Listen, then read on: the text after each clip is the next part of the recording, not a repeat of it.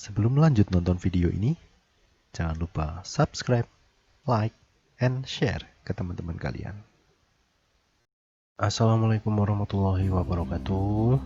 Halo semuanya, apa kabar? Semoga kita semua dalam keadaan sehat dan juga dalam lindungan Allah Subhanahu wa taala.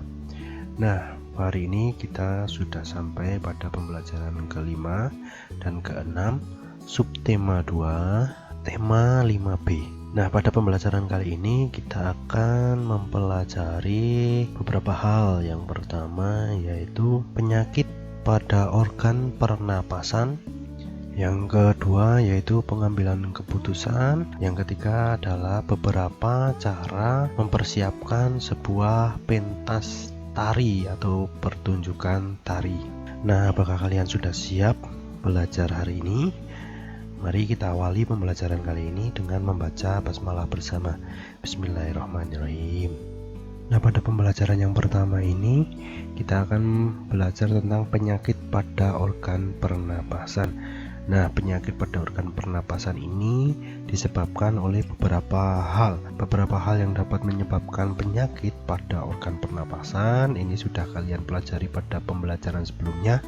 Salah satunya adalah udara yang tercemar oleh debu atau asap kendaraan bermotor atau kebiasaan hidup seperti merokok. Penyakit pada organ pernapasan ini seperti yang bisa kalian lihat pada buku paket kalian halaman 89. Nah, di situ ada beberapa penyakit pada organ pernapasan. Yang pertama adalah influenza. Nah, influenza ini atau biasa disebut dengan flu, ini disebabkan oleh virus. Nah, gejala ini timbul adalah demam, sakit kepala, hidung tersumbat, dan terkadang disertai luka pada tenggorokan atau radang pada tenggorokan. Nah, penderita influenza ini harus cukup istirahat dan makan makanan bergizi. Nah, yang kedua adalah penyakit bronkitis. Nah, penyakit bronkitis ini ditandai dengan peradangan pada trakea atau bronkus. Nah, peradangan tersebut menimbulkan gejala napas berbunyi dan napas terasa pendek. Penderita bronkitis ini juga mengalami batuk berkepanjangan. Nah, penderita bronkitis ini diberikan obat antibiotik dan juga dianjurkan untuk beristirahat serta banyak minum air. Nah, yang ketiga adalah faringitis. Nah, faringitis ini adalah peradangan pada faring atau biasa kita kenal dengan radang tenggorokan. Nah, biasanya faringitis ini disebabkan karena infeksi bakteri atau virus tertentu. Nah, penyakit ini ditandai dengan adanya rasa sakit saat menelan atau tenggorokan terasa kering. Yang keempat adalah tuberkulosis atau TB. Nah, penyakit tuberkulosis ini adalah penyakit pada paru-paru yang disebabkan oleh bakteri yang namanya Mycobacterium tuberculosa. Nah, gejala-gejala yang timbul pada orang yang terkena tuberkulosis ini antara lain adalah sulit bernapas atau sesak napas, sering batuk, dan tubuh kurus. Pencegahan penyakit TB atau tuberkulosis ini adalah dengan cara memberikan suntikan BCG pada bayi dan orang dewasa yang belum terjangkit oleh TB atau tuberkulosis. Nah, yang kelima adalah kanker paru-paru. Nah, kanker paru-paru ini biasanya adalah berupa tumor pada bronkus. Nah, penyakit ini disebabkan oleh rokok. Nah, pencegahan penyakit kanker paru-paru adalah dengan tidak merokok dan bergaya hidup sehat. Nah, ada beberapa macam cara untuk bergaya hidup sehat, salah satunya dengan cara berolahraga. Dan yang keenam adalah emfisema. Nah, emfisema ini adalah gangguan pernapasan karena terjadi penggelembungan paru-paru. Hal ini mengakibatkan penderita sulit bernapas. Nah, penyebab utama penyakit ini adalah merokok juga. Nah, itu tadi beberapa penyakit pada organ pernapasan. Alangkah baiknya jika kita menjaga kesehatan organ pernapasan kita dengan cara berolahraga secara teratur dan juga menghindari lingkungan-lingkungan yang tidak sehat. Nah, bagaimana anak-anak? Apakah sudah jelas? Semoga bisa dipahami ya. Nah, materi yang kedua yaitu tentang beberapa cara pengambilan keputusan. Nah, kalian bisa buka buku paket kalian halaman 96. Nah, di situ ada bacaan tentang pengambilan keputusan. Secara umum, ada 3 cara yang biasa digunakan dalam proses pengambilan keputusan bersama, yaitu melalui keputusan mutlak para pemimpin, atau yang kedua adalah keputusan suara terbanyak, dan yang ketiga adalah musyawarah mufakat. Nah, apa itu musyawarah mufakat? Musyawarah mufakat merupakan proses pembahasan persoalan secara bersama-sama, sehingga kesepakatan bersama dapat menguntungkan berbagai pihak yang bersangkutan. Nah, setelah musyawarah mufakat ini menghasilkan sebuah keputusan, ada beberapa hal yang harus dipahami. Yang pertama adalah keputusan bersama itu mensyaratkan tanggung jawab bersama. Jadi, hasil keputusan bersama itu harus dilaksanakan semua pihak. Yang kedua, keputusan bersama menghasilkan hak dan kewajiban yang sama. Dan yang ketiga adalah keputusan bersama wajib dilaksanakan semua pihak. Nah, pelaksanaan keputusan bersama tidak lain adalah perjanjian bersama yang harus dipatuhi, sehingga semua mempunyai tanggung jawab yang sama. Nah, apakah kalian pernah melaksanakan musyawarah? Nah, tentunya kalian pernah bekerja sama dengan teman-teman kalian dalam satu kelompok, sehingga pada saat itu kalian harus mempunyai cara untuk mengambil sebuah keputusan. Biasanya kalian mengambil sebuah keputusan dengan cara musyawarah. Nah, pada pembelajaran sebelumnya kalian sudah belajar tentang properti tari. Nah, sekarang kita akan belajar tentang bagaimana cara mempersiapkan sebuah pertunjukan tari.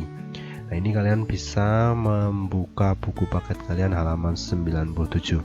Nah, ada beberapa hal yang harus dipersiapkan sebelum melakukan pertunjukan tari. Yang pertama, memilih dan menentukan bentuk karya tari. Nah, bentuk karya tari ini ada 3 macam, yaitu tari tunggal.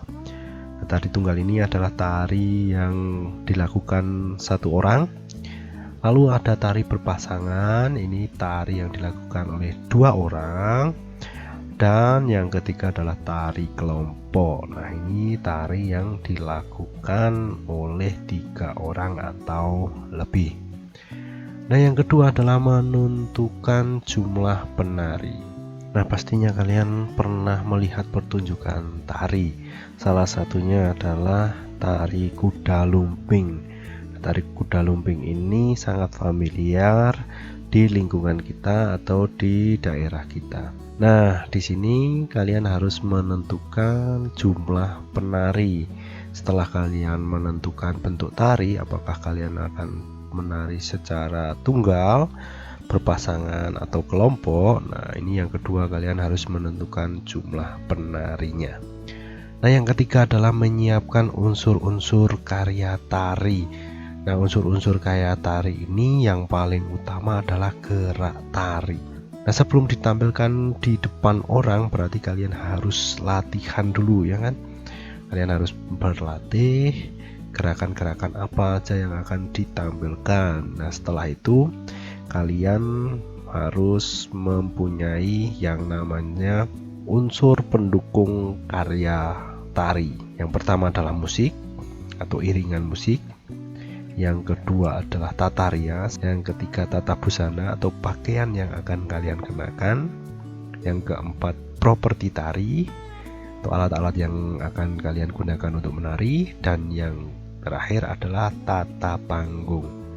Nah, bagaimana kalian akan menampilkan sebuah tarian itu di atas panggung. Nah, itu adalah beberapa hal yang harus diperhatikan sebelum melakukan pertunjukan tari, sehingga nantinya pertunjukan tari yang kalian perlihatkan itu dapat berjalan dengan baik. Nah, itu tadi beberapa hal yang sudah kita pelajari. Yang pertama adalah beberapa penyakit yang menyerang organ pernapasan, yang kedua adalah beberapa cara mengambil keputusan, dan yang ketiga adalah bagaimana cara kita mempersiapkan sebuah pertunjukan tari. Semoga itu bisa dipahami. Nah, untuk mengingat kembali bahwasanya subtema 2 ini kita belajar tentang sistem pernapasan manusia. Ini dapat terganggu oleh beberapa faktor, yaitu serangan penyakit, udara kotor, dan juga kebiasaan hidup yang tidak sehat. Yang kedua adalah beberapa penyakit yang dapat menyerang alat pernapasan seperti influenza, bronkitis, faringitis, tuberkulosis atau TB, kanker paru-paru, dan juga emfisema. Nah, selain itu juga ada beberapa penyakit seperti asma, yaitu adalah penyakit kronis pada saluran pernapasan yang ditandai dengan radang atau penyempitan saluran pernapasan sehingga menimbulkan sesak napas atau sulit bernapas. Nah, beberapa hal yang kemarin sudah kalian pelajari. Yang selanjutnya adalah properti tari.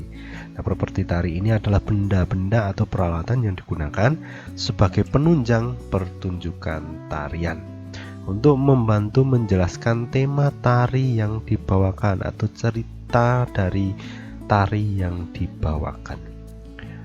Yang selanjutnya adalah beberapa jenis usaha, yaitu usaha yang dikelola sendiri yang pertama, yang kedua adalah usaha yang dikelola secara berkelompok.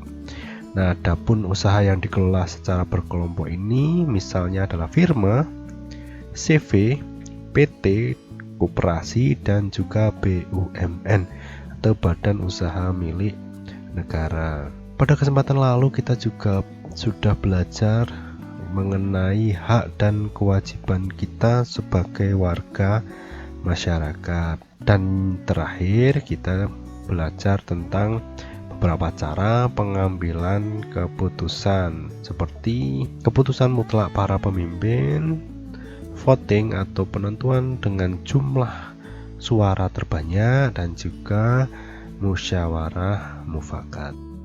Nah, itu tadi beberapa hal yang bisa kita pelajari di subtema 2. Untuk tugas selanjutnya yaitu mengerjakan evaluasi 2 pada halaman 101 sampai halaman 102. Nah, itu beberapa hal yang kita pelajari di subtema 2. Semoga apa yang kita sampaikan dapat dipahami, dapat dimengerti, dan juga dapat menambah wawasan kalian. Cukup sekian pembelajaran kali ini.